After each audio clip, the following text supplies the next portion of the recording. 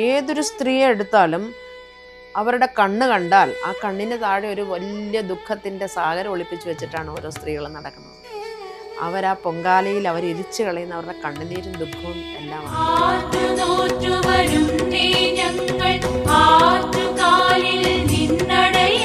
അവിടെ ഒരു ശക്തി ഇല്ല എങ്കിൽ എന്തിനാണ് ഇത്രയും സ്ത്രീകൾ അലമുറയിട്ട് അവിടെ വന്നുകൂടുന്നത്?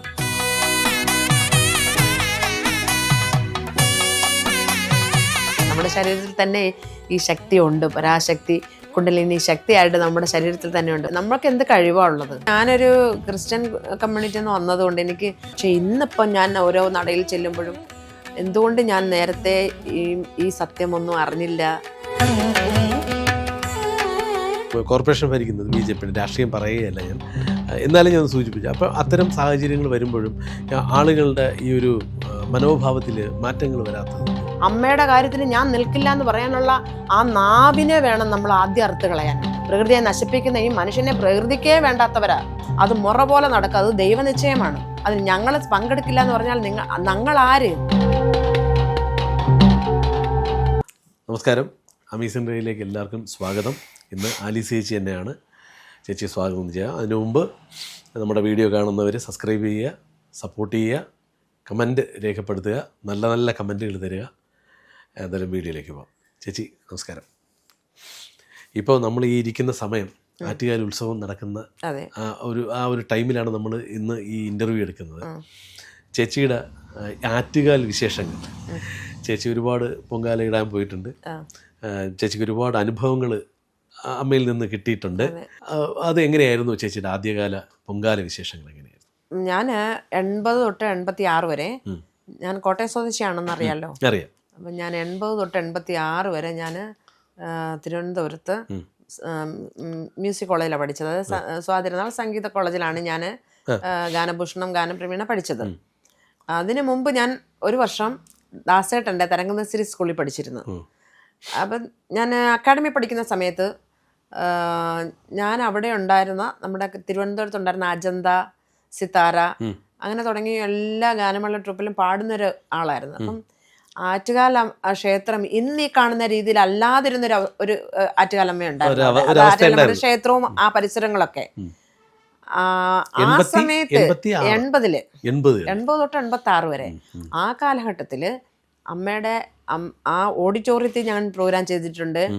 പിന്നെ അമ്പലത്തിന്റെ വലത് സൈഡിലുള്ള ഒരു തെങ്ങിൻതോപ്പ് പോലെ ഒരു സാധനം ഉണ്ടായിരുന്നു. അവിടെ ഒരു സ്റ്റേജ് കെട്ടിയിട്ട് ആദ്യകാല സ്റ്റേജ് അവിടെയായിരുന്നു ആദ്യകാല സ്റ്റേജ്. അവിടെ ഗാനമേള ഞാൻ ചെയ്തിട്ടുണ്ട്. അന്നൊക്കെ ആറ്റുകാൽ അമ്പലത്തിലൊരു പ്രോഗ്രാം എന്ന് പറഞ്ഞാൽ ഭയങ്കര ഒരു അഭിമാനമാണ് ഒരു കലാകാരനെ സംബന്ധിച്ചിടത്തോളം, അല്ലേ? അവിടെ ഒരു സ്റ്റേജ് കിട്ടുക എന്ന് പറഞ്ഞാൽ ആ അഭിമാനം ഇപ്പോഴും ഉണ്ട്. ഒരു ഭയങ്കര ഒരു പ്രൗഡാണ് നമ്മുടെ ആറ്റുകാൽ അമ്പലത്തിലെ പ്രോഗ്രാം എന്ന് പറയുമ്പോൾ ഒരു പ്രൗഡാണ്.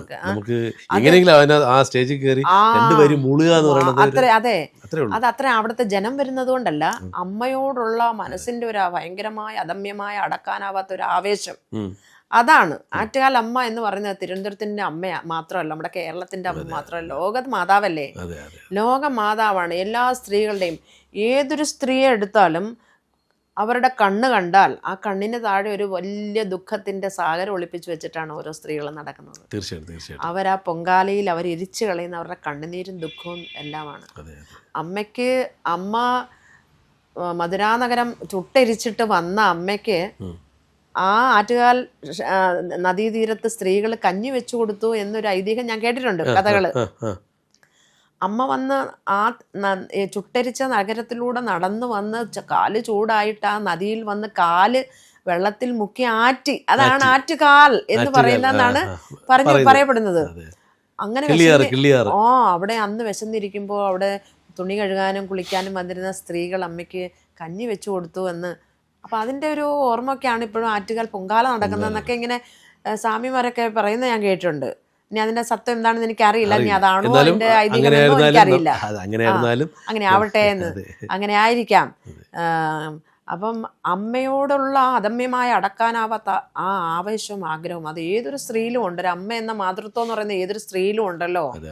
അപ്പോൾ ഓരോ വ്യക്തിയും, ഒരു പുരുഷനായാൽ പോലും ആദ്യം ഒരു ഇൻസിഡന്റ് ഉണ്ടാകുമ്പോൾ ആദ്യം വിളിക്കുന്നത് അയ്യോ എൻ്റെ അമ്മയെന്നാണ് വിളിക്കുന്നത്. ആ അമ്മ എന്ന് പറയുന്ന ലോകമാതാവ്, പ്രപഞ്ചം. അത് ആ പ്രപഞ്ചത്തെ മുഴുവൻ കുടിയിരുത്തിയിരിക്കുന്ന സ്ഥലമാണ് ആറ്റുകാൽ. അപ്പം അവിടെ ഞാൻ 3-4 പ്രാവശ്യം പൊങ്കാല ഇട്ടിട്ടുണ്ട്. അമ്മയുടെ നടയിൽ പോയി ഇടാൻ ഈ തിരക്ക് മൂലം എനിക്ക് സാധിച്ചിട്ടില്ല. ഞാൻ പരിസരത്ത് എവിടെയെങ്കിലും ആയിരിക്കും ഇട്ടിട്ടുള്ളത്. അല്ല, എല്ലാം ആറ്റുകാലിലെ അമ്മയുടെ സ്ഥലമാണത്. ഇത് ശരിക്കും എന്താണ് അവിടെ നടക്കുന്നതെന്ന് നമുക്കൊരിക്കലും പ്രഡിക്ഷൻ ചെയ്യാൻ പറ്റാതെ ഓരോ വർഷം കൂടുന്തോറും ആള് കൂടി വരുന്നതല്ലാതെ അവിടെ ഒരു ശക്തി അല്ലെങ്കിൽ ഒരു ശക്തിവിശേഷം ഇല്ലെങ്കിൽ ഇത്രയും ജനങ്ങളെ അങ്ങോട്ട് ആകർഷിക്കുന്ന ആ ആകർഷണ വസ്തു എന്താണ്? അത് തന്നെയല്ലേ നമ്മൾ നമിക്കേണ്ടത്. ആ പൊങ്കാലയുടെ മഹാത്മ്യം അതാണ്. അവിടെ ഒരു ശക്തി ഇല്ല എങ്കിൽ എന്തിനാണ് ഇത്രയും സ്ത്രീകൾ അലമുറയിട്ട് അവിടെ വന്നു കൂടുന്നത്? ഓരോ നട തുറക്കുമ്പോഴും ആ തൊഴുതു നിൽക്കുന്ന സ്ത്രീകളുടെ കണ്ണിലൂടെ ഒഴുകുന്ന കണ്ണുനീര് അത് ആനന്ദ കണ്ണീരാണ്. തീർച്ചയായിട്ടും. ഇത് അങ്ങനെ ഒരു ഈ അനുഭവങ്ങൾ എന്തെങ്കിലും ഉണ്ടാകാൻ സാധ്യതയുണ്ട്?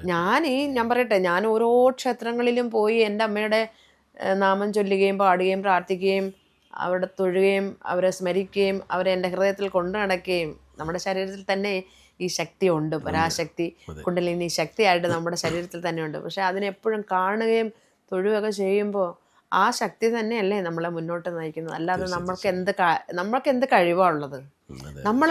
ആരുമല്ല നമ്മളാരും. നമ്മളൊക്കെ ഒരു നിമിഷം കൊണ്ട് തീർന്നു പോകുന്ന ആത്മാവാണ് നമ്മുടെയൊക്കെ. നമ്മളെയൊക്കെ നയിക്കുന്നത് ഇങ്ങനെയുള്ള പ്രപഞ്ച ശക്തിയാണ് അല്ലേ. നമുക്കതിനൊന്നും പറയാനൊരു വാക്കുകളില്ല. ആരും വലിയവരല്ല ഈശ്വരൻ്റെ മുൻപിൽ. നമ്മളാരും വലിയ ആളുകളല്ല. നമ്മളെ ഒരു ഉപകരണമാക്കി ഭഗവാൻ കൊണ്ടാണ്. കുശവന്റെ കയ്യിലെ കളിമണ്ണാണ് നമ്മൾ, അല്ലേ? അതുപോലെ പലരും ഈ ആറ്റുകാലമ്മയെ കുറിച്ച് ചോദിക്കുമ്പോൾ പലർക്കും പല അനുഭവങ്ങളാണ്. ഞാൻ അതാണ് ചേച്ചിയോട് ചോദിച്ചത്. ഈ അമ്മയിലോട്ട് അടുപ്പിച്ചതിന് പല കാരണങ്ങൾ പലരും പറയും. അത്തരത്തിൽ എന്തെങ്കിലും ഒരു കാരണമോ എന്തെങ്കിലും അനുഭവം ചേച്ചിക്കോ ചേച്ചിയുടെ കൂടെയുള്ളവർക്കൊക്കെ ഉണ്ടായിട്ടുണ്ട്? എനിക്ക് അന്നൊക്കെ ഞാനൊരു ക്രിസ്ത്യൻ കമ്മ്യൂണിറ്റിയിൽ നിന്ന് വന്നതുകൊണ്ട് എനിക്ക് ഈ അമ്മയോടുള്ള അദമ്യമായ ആഗ്രഹങ്ങൾ അങ്ങനെയുള്ള ഒരു കാര്യം എനിക്ക് ഇല്ലായിരുന്നു. പക്ഷെ ഇന്നിപ്പം ഞാൻ ഓരോ നടയിൽ ചെല്ലുമ്പോഴും എന്തുകൊണ്ട് ഞാൻ നേരത്തെ ഈ സത്യമൊന്നും അറിഞ്ഞില്ല, ഇപ്പോഴല്ലേ ഞാനിത് അറിഞ്ഞു തുടങ്ങിയുള്ളൂ എന്നുള്ള ഒരു തീർച്ചയായിട്ടും എൻ്റെ അമ്മയുടെ അനുഗ്രഹം കൊണ്ടല്ലേ ഞാൻ ആ നടയിലൊക്കെ പോയി പ്രാർത്ഥിക്കുകയും പാടാനും ഒക്കെ എനിക്ക് ഇത് കിട്ടും. അതെൻ്റെ അനുഭവം അല്ലേ.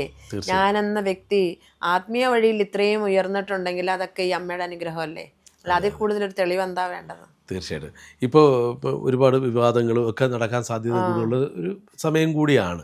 ഇപ്പോൾ ഡോക്ടേഴ്സ് വരുന്നില്ല എന്നും അവർ വരുന്നില്ല എന്നും പിന്നെ ഇപ്പോൾ BJP അവിടെ ഇപ്പോൾ കോർപ്പറേഷൻ ഭരിക്കുന്നത് BJP രാഷ്ട്രീയം പറയുകയല്ല ഞാൻ, എന്നാലും ഞാൻ സൂചിപ്പിച്ചു. അപ്പോൾ അത്തരം സാഹചര്യങ്ങൾ വരുമ്പോഴും ആളുകളുടെ ഈ ഒരു മനോഭാവത്തിൽ മാറ്റങ്ങൾ വരാത്തത് എന്തുകൊണ്ടായിരിക്കും?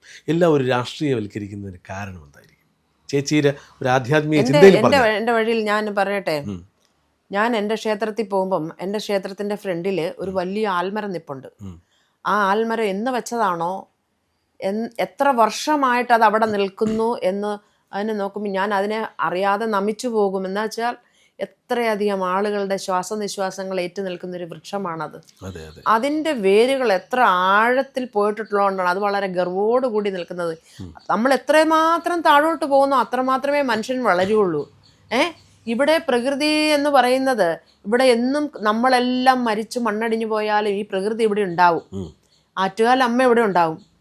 ഈ പറയുന്ന ആളുകളെല്ലാം പോയാലും അമ്മ ഇവിടെ ഉണ്ടാവും. അമ്മയുടെ കാര്യങ്ങൾ ഈ ഓരോ വർഷം ചെല്ലും തോറും ഭംഗിയായി നടന്നുകൊണ്ടിരിക്കും. അമ്മയുടെ കാര്യത്തിന് ഞാൻ നിൽക്കില്ല എന്ന് പറയാനുള്ള ആ നാവിനെ വേണം നമ്മൾ ആദ്യം അറുത്ത് കളയാനായിട്ട്. എന്താ അറിയോ, ഈ പ്രകൃതിയോട് മല്ലടിക്കാൻ മനുഷ്യൻ ആരുമല്ല. ഈ പറയുന്ന ആളുകളെ ഒരു പുൽക്കൊടി പോലെ ഊതിക്കളയാൻ ഭഗവതിക്ക് കഴിയില്ലേ? നമ്മൾ ആരോടാ വാശി വെക്കുന്നത്? നമ്മളൊന്നും ഇല്ലെങ്കിൽ ഈ നാട്ടിൽ എല്ലാം നടക്കൂലേ? BJP സർക്കാർ വന്നാലും ഇവിടെ ആരുമില്ലെങ്കിലും ഇവിടെ ആരും വേണ്ട. ഇവിടെ ഈ പ്രകൃതിക്ക് അറിയാം പ്രകൃതിയെ നോക്കാൻ. വാസ്തവത്തിൽ ഈ ഭൂമിക്ക് ആവശ്യമില്ലാത്ത ആളാണ് മനുഷ്യൻ. പ്രകൃതിയെ നശിപ്പിക്കുന്ന ഈ മനുഷ്യനെ പ്രകൃതിക്കേ വേണ്ടാത്തവരാ. നമ്മളൊക്കെ പ്രകൃതിയോട് എന്തൊക്കെയാ ചെയ്യുന്നത്? നമ്മളൊന്നും ഭഗവതിക്ക് ആവശ്യമില്ല. ഇവിടെ ഈ ജീവജാലങ്ങളും ജന്തുജാലങ്ങളൊക്കെ മതി. അവർ പ്രകൃതിക്ക് വിരോധമായിട്ട് ഒന്നും ചെയ്യാത്തവരാ. മനുഷ്യർ മാത്രമേ പ്രകൃതിക്കെതിരായിട്ട് സംസാരിക്കുകയും പ്രവർത്തിക്കുകയും ചെയ്യുന്നുള്ളൂ. അപ്പോൾ അതുകൊണ്ട് ഭഗവതിക്ക് അറിയാം, അല്ലെങ്കിൽ ഈ പ്രപഞ്ച ശക്തിക്ക് അറിയാം അവരുടെ കാര്യങ്ങൾ ആരും ഒന്നും ചെയ്തെങ്കിലും നടന്നു വയ്ക്കോളും. ആറ്റുകാൽ പൊങ്കാലയല്ല, ഇനി വലിയ മഹാമേള നടന്നാലും എത്രയോ ലക്ഷങ്ങൾ കോടികൾ അവിടെ വന്നാലും അത് മുറ പോലെ നടക്കും. അത് ദൈവനിശ്ചയമാണ്. അത് ഞങ്ങൾ പങ്കെടുക്കില്ല എന്ന് പറഞ്ഞാൽ ഞങ്ങളാര്? ഞങ്ങളെന്ന് പറയുന്നത്, ഞാൻ ആറ്റുകാല പൊങ്കാലയ്ക്ക് ഞാൻ പോകത്തില്ല. ഞാൻ ആര് ഭഗവതിക്ക്? അതാണ് മനുഷ്യൻ ചിന്തിക്കേണ്ടത്. നമ്മൾ ആരാ? നമ്മൾ വേണോ ഈശ്വരൻ്റെ കാര്യങ്ങൾ നടത്താൻ? നമുക്ക് വേണ്ടിയല്ലേ നമ്മൾ അവിടെ പോകുന്നത്? തീർച്ചയായിട്ടും നമ്മുടെ ആവശ്യത്തിന് വേണ്ടിയാണ് നമ്മളിതൊക്കെ ചെയ്യുന്നത്. ഇവിടെ ഓരോരുത്തരും ജീവിക്കുന്ന അവനവൻ്റെ കാര്യത്തിന് വേണ്ടി, അല്ലാതെ മറ്റുള്ളവർക്ക് വേണ്ടിയല്ലാണോ? അല്ല അല്ല അല്ല, നമ്മൾ ചെയ്യുന്ന കർമ്മം മറ്റുള്ളവർക്കും കൂടി ഉതകുന്നു എന്നുള്ളതേ ഉള്ളൂ. അത്രേ ഉള്ളൂ. നമ്മളൊന്നും ഈ ഭൂമിക്ക് ആവശ്യമില്ലാത്തവരാ. നമ്മളില്ലെന്ന് വെച്ചാൽ ഈ ഭൂമിക്ക് ഒന്നും നഷ്ടപ്പെടാനില്ല. അത് ആദ്യം മനസ്സിലാക്കും മനുഷ്യൻ. എങ്കിൽ മാത്രം അവൻ്റെ ഗർവ്വം അവസാനിക്കുള്ളൂ, അല്ലേ? തീർച്ചയായിട്ടും തീർച്ചയായിട്ടും. ഈ വലിയ വലിയ വാക്കുകളാണ് ചേച്ചി പറഞ്ഞത്. അല്ല, അതല്ലേ എൻ്റെ സത്യം. സത്യം അത് തന്നെയാണ്. ആര് വേണം ഇവിടെ? ഇന്ന് വലിയ വലിയ സ്ഥാനങ്ങളിൽ ഇരിക്കുന്ന ആളുകളൊക്കെ തന്നെ അവരുടെ വാക്കുകൾ നോക്കൂ. അവരാരും വേണ്ട ഇതൊന്നും. അതെ അതെ. അവരെ ആക്കിക്കൊണ്ടുവരുന്നത് ഭഗവാനാണ്, ഭഗവതിയാണ്. നീ ചെയ്യേ, നിനക്ക് കുറച്ച് സമയം തന്നിരിക്കുന്നു. മനുഷ്യനെ തന്നിരിക്കുന്ന സമയമാണ് വലുത്. അതെ അതെ. ആ സമയത്ത് എന്താണോ ചെയ്യുന്നത് ആ കർമ്മം മറ്റുള്ളവർക്കും കൂടി ഉപകാരം ആയിക്കോണം. അതെ അതെ അതെ അതെ. നമ്മൾ എന്താണോ ചെയ്യുന്നത്, നമ്മളെല്ലാവരെയും സൃഷ്ടിച്ചിരിക്കുന്നത് നമുക്ക് വേണ്ടി മാത്രമല്ല, മറ്റുള്ളവർക്ക് വേണ്ടി എന്തെങ്കിലും ചെയ്യാനാണ് നമ്മളെ സൃഷ്ടിച്ചിരിക്കുന്നത്.